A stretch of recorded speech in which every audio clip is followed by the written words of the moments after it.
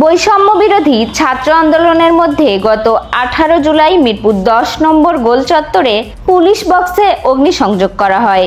ওই দিন বিকেলে মেট্রো রেল চলাচল বন্ধ করে দেয় কর্তৃপক্ষ।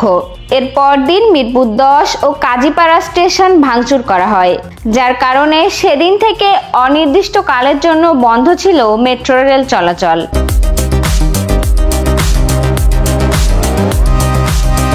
তবে 37 দিন বন্ধ থাকার পর গত 25 আগস্ট সকাল থেকে আবারও চালু হয়েছে মেট্রো রেল। কিন্তু দীর্ঘ সময় পর মেট্রো রেল চালু হলেও এখনো বন্ধ রয়েছে ক্ষতিগ্রস্ত দুই স্টেশন কাজীপাড়া ও মিরপুর 10, যার জন্য এই দুই অঞ্চলের যাত্রীদের ভোগান্তি বেড়েছে।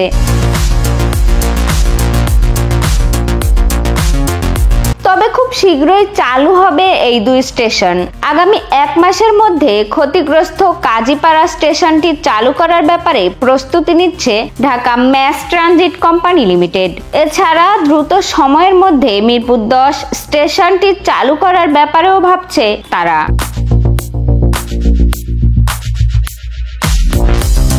মেট্রো রেল পরিচালনাকারী কোম্পানি জানিয়েছে, চলতি সেপ্টেম্বর কিংবা অক্টোবরের মাঝামাঝি সময়ের মধ্যে কাজীপাড়া স্টেশনটি চালু করা হতে পারে। তবে মিরপুর 10 স্টেশনটি চালু করতে আরো কিছুটা সময় লাগবে।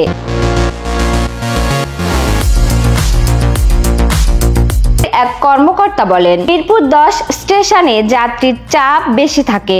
এই স্টেশন দিয়ে 30 থেকে 40 হাজার যাত্রী দৈনিক যাতায়াত করে। তাই আমরা দ্রুত সময়ের মধ্যে মিরপুর 10 স্টেশন চালু করতে চেষ্টা করছি।